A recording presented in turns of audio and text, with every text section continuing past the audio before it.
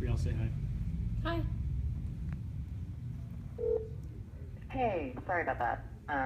Hold on 1 second. Cool. Do you want to mute for a second? There should be a mute button. Yes. All right, guys. Thanks for joining. Russ Yusupov. What a surprise. Doing a NPR interview that we're dialing in for. Hey, Joe. I thought I'd invite you guys. You're welcome to listen along. We are dialing in over the phone. They're going to patch us in. I think they're just Are they recording it? It's for tomorrow? Yeah. Okay, so it's going to be on NPR Marketplace tomorrow. And yeah, I thought I'd just invite you guys. Nice music. Thank you, Pandemona. Anybody there? We're here. How's it going? Good. How are you? Good. Thanks for being willing to chat with us. Of course. This is Ben Johnson. Am I talking to Kayvon? This is Kayvon. I'm here with Brielle as well, but yep, this is Kayvon. Great. Well, I think we're just about ready to go, but I understand you are recording on your end with an iPhone, correct?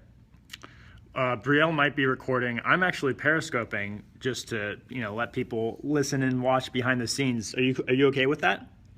Yeah, of course. Periscope away. Great. I'm sure you can watch it. The only tricky part of that, I suppose, will be whether or not I'm on speaker. You are on speaker right now. If the connection isn't great, we can always have Kayvon pick up the phone directly. The only issue is that, so this is going to sound sort of weird, but for editing purposes, it's problematic for us to have a speakerphone. For me to talk to you via speakerphone, it's much better sound quality if you're actually talking into the phone instead of having me on speakerphone in the room. It makes it hard for us to edit. Yeah, that's fine. I can definitely pick up the phone. Yeah, if that's feasible, that would be great. I mean, I suppose it's not as exciting for Periscope viewers to watch just one side of the conversation, but hopefully it'll still be entertaining. That's okay. We'll make it work. As soon as you guys start asking questions, I'll pick up the phone and we can go from there. Does that sound good? Yeah, that sounds great. And just to double check that you're when you guys let me know that you're rocking there and you've started that voice memos app recording of your end of the conversation, then we'll get started. We are recording, right, Bill? We're recording. Yeah, we're good to go whenever you are. Yeah, and just whoever is holding the phone that's recording on your end, just put it as close to Avon's face as you can there without. Yep, I'm holding the phone now.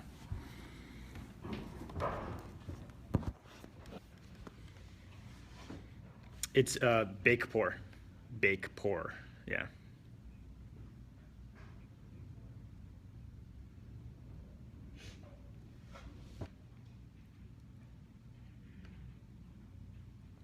Well, we've launched a few things. We announced a few things today. We announced the ability for broadcasters to now save their broadcast beyond 24 hours. We've launched also the ability for broadcasters to broadcast from a connected drone. And we also added a new broadcast search functionality. So the answer to the question is really, depending on those features. In terms of the supporting greater than 24 hours, we launched Periscope over a year ago with this restraint of broadcasts only staying around for 24 hours, because at the time, people really hadn't embraced the idea of live streaming. There's a lot of anxiety, I think, associated with being on stage and having people kind of watch you perform. Not many people are sort of predisposed to that medium of being live. And we've just been sort of blown away over the last year by how quickly that's changed. I mean, people are now embracing live streaming in a way that we hadn't have imagined they would that quickly. And so it felt... No, I mean, we're not actually doing anything within the Periscope platform directly to support monetization. I think the impetus was really, we had this vision of allowing you to share the important things that are happening in the world around you. And as it happens, like, a lot of things happen that are captured on Periscope that deserve to stay around for more than 24 hours. So if you're witnessing a breaking news event or a protest or a celebration, or you're documenting the Syrian refugee crisis on Periscope, a lot of people don't want that content to go away. A lot of broadcasters don't want that content to go away. So sure, they're also monetizing monetization implications down the line, but first and foremost, we want to give broadcasters the control around the content that they're creating and investing in.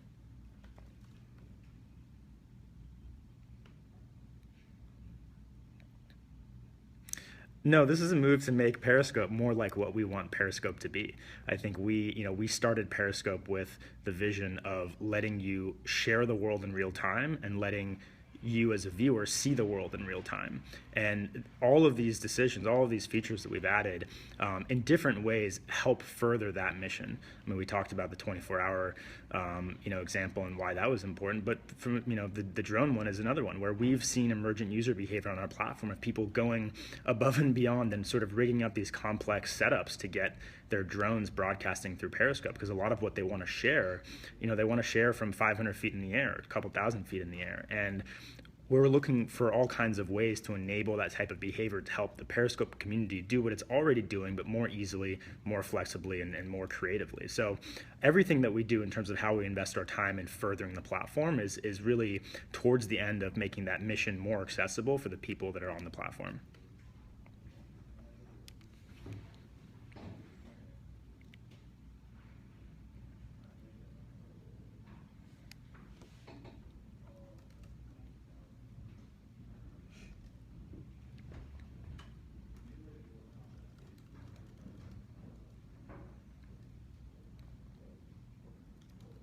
Sure. Well, and I can, at a high level, people can create a Periscope account in two ways. One, if they have a Twitter account, they can sign up for Periscope using that Twitter identity, which is super helpful because you get your picture, your name, and all that sort of stuff.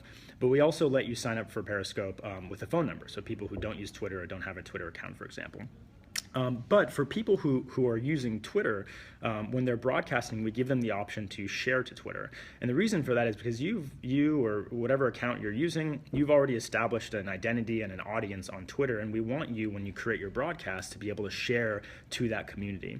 Now, on the flip side, on the viewership side, when you stumble into onto a broadcast from Marketplace in the Twitter timeline, and it just happens to be a live Periscope, we don't want you to necessarily to have to leave Twitter to go to the Periscope app. There may be all kinds of reasons why that would be beneficial for you or for Periscope for that to happen, but now, as of January and now, over the last few months, we've added the capability on Twitter for you to experience Periscope in all of its glory with the auto-playing video and the hearts and comments without actually leaving your Twitter timeline. Now, sure, if you want to...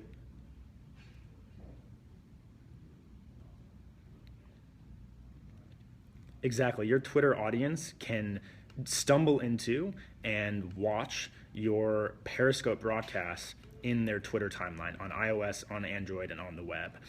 And people who do already have the Periscope app can furthermore dig in and go into the Periscope app to watch and comment. But if they just want to watch with their Twitter timeline, they don't even need to tap the tweet. They just get the video from the Periscope broadcast autoplay in the timeline. So it was definitely the case when we first launched that what you're describing is true. You kind of had to leave Twitter and go to the Periscope app. But that's one of the things we spend a lot of time investing in. Is just making it really seamless so you didn't have to do that.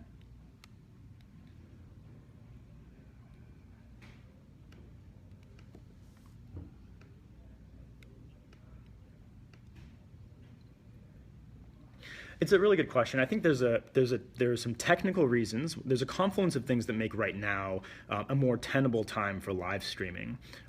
Between the software and hardware capabilities of phones like the iPhone and Android devices, between the cellular kind of network connectivity and speeds that LTE and 4G and even 3G afford, those just weren't possible before. But I think there's something else too, which is really important that Periscope has thought a lot about, which is what is the experience around creating and watching a live broadcast. Live conceptually isn't anything new, right? We've sit on our couches over decades and watched a quote unquote live broadcast from our couch. But the difference between then and now is with the types of experiences that Periscope is really focusing on. It's how do you actually make live matter? For us, that means make the experience low latency enough and pleasant and charming enough that you're actually creating a feedback loop between the broadcaster and the audience. So I'm holding an iPhone right now, broadcasting to 315 people, and they're asking me all kinds of questions and sending me emojis and complimenting me and asking me questions and whatnot. And I have the ability to actually respond to those comments in real time. And viewers now in aggregate, even though there's 300 people in here, they can ask me questions that then end up affecting the experience within 3 or 4 seconds. And that feedback loop wasn't possible before. And I think that sort of magic of interactivity is what makes live now an interesting medium that is meaningful in a way that it wasn't before.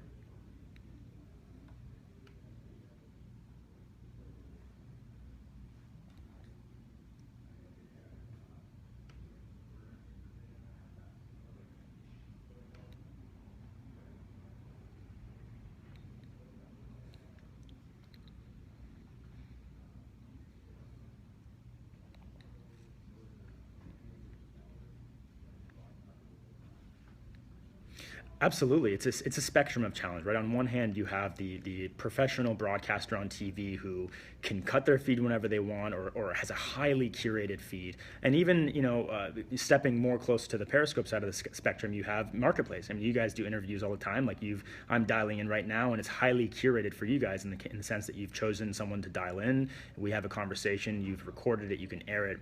And then all the way on the other side of the spectrum, you have something like Periscope, which is kind of democratized and free. One in the global community can watch my broadcast right now, but also with that certainly comes challenges and unpredictability. I think is a great word for it, because anyone's joining, anyone can comment, and that's why we as the platform have an onus to provide broadcasters a lot of tools and just have a lot of intelligence in the platform to try and surface tools that help broadcasters control that experience. Because if there's someone in there that you don't want in there, if you only want certain people to be able to chat, or if you want no one to be able to chat, those are tools that as a platform we have to provide to try and equalize that playing field, where even though there's more unpredictability, you also have the types of controls you need to control that unpredictability.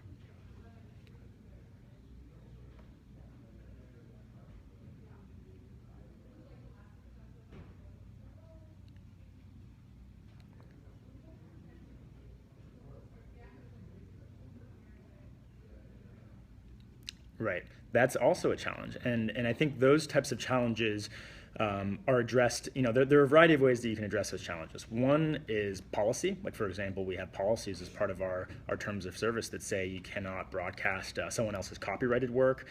We have all kinds of content policies around not safe for work content, like pornography, which is not allowed on Periscope. And there's a kind of a variety of means that we address that. One is having the policies in the first place. Two is having teams and processes where when those policies are violated, we can take action. And then also in the product itself, surfacing what our platform stands for, what it doesn't, even down to editorial strategy, what types of content we feature and we don't, I think is an illustration of the type of values this platform has. And so I think we just have to employ those tools together in some balance to try and curate the types of things that we want to see and what we don't want to see. Does that mean that people won't break those policies sometimes? Of course not. It's the internet. People can do a lot of things very easily, and we have to be very reactive as well as proactive. So you're absolutely right that these challenges exist, but it's certainly not rocket science. We just have to work really hard to retain that balance.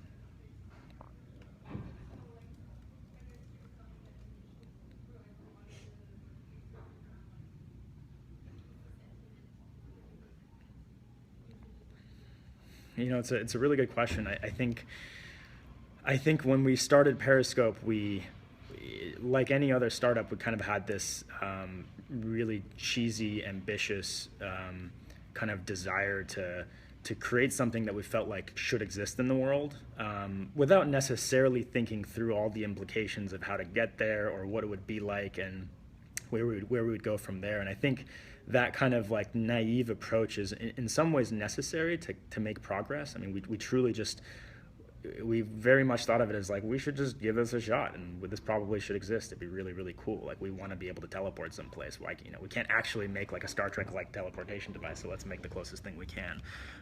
So I think that one of the ways it'll change, it has the capability of changing the world, is just making the world feel smaller yet bigger at the same time. That's what I've always loved about Periscope was like we literally have this map feature where you can open up the map and you can see what is happening right now on the map. I can zoom in and like see my hometown in Mill Valley, or I can go somewhere halfway around the world. And I think that superpower, giving people that superpower, is really interesting because it helps us stay more connected to our world. It helps us empathize with people. Like when else would I watch someone in Riyadh in Saudi Arabia commuting on the road? I can't do that with any other tool, and I maybe wouldn't have done that before, but Periscope lets me do that, and I think there's something really fascinating about that. So I think time will still tell what ways people will use this medium. We've obviously seen tons of really fascinating examples already, but I think that idea of building empathy with others and showing what is happening around the world now is really, really powerful.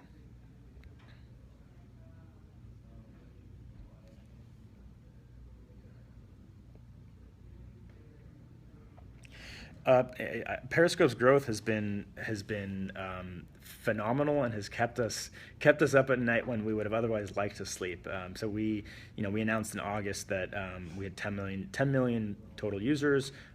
We were seeing around 40 years worth of live broadcasts watched every day. We announced just a few weeks ago that we now have over 110 years worth of live broadcasts watched every day. And we also announced just in the last, sorry?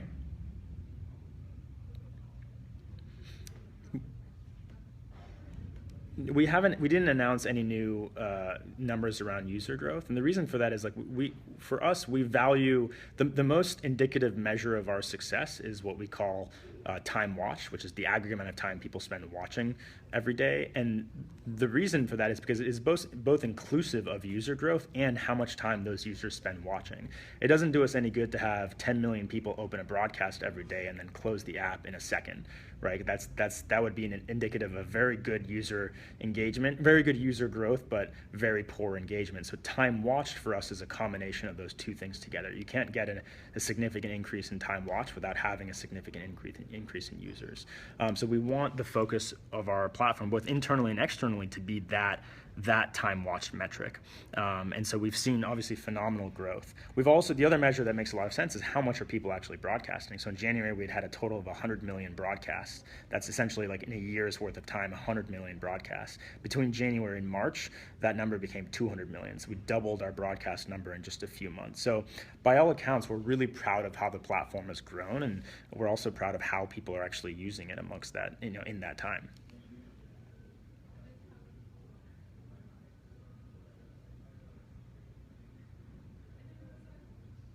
Thank you guys so much for having me. I really appreciate it. And you probably know from watching some of Ty Risdall's broadcasts, Marketplace enjoys using Periscope. So thanks for your time, and this will be in the show tomorrow, I believe, Stephanie? Yep. And if you can send us the file of what you recorded there on your end as soon as possible, we will get to editing it, and take care.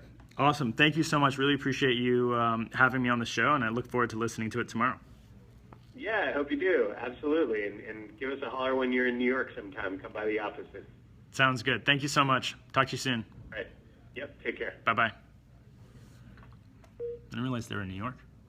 Yeah. That's cool. Mm-hmm. What did you guys think? Sorry you couldn't listen to the questions, but you probably got a sense based on my answers what the questions were. Thank you. Lots of emojis. Oh my God, that was really great. I have an interview on Wednesday. Any good advice? Yeah, Periscope it. Euro gives 2 thumbs up. Good interview, buddy. Thanks, AJ. Great job and hair on fleek. Wow. I don't know about that. Please fix the broken notifications and invite issues. We're not aware of any notification issues. There shouldn't be. But send us a tweet and we'll definitely look into it. Oh, thanks, Dad. My dad's saying clap emoji. So cute.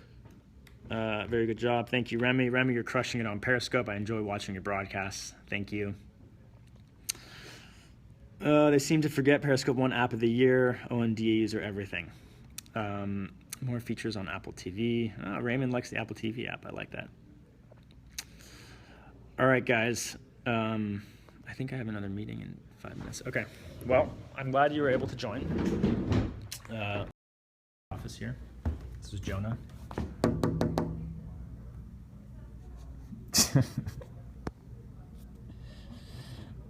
Jonah's one of our iOS engineers. There's Peter and Tyler and Veronica and Suyash and Hiro and Pablo.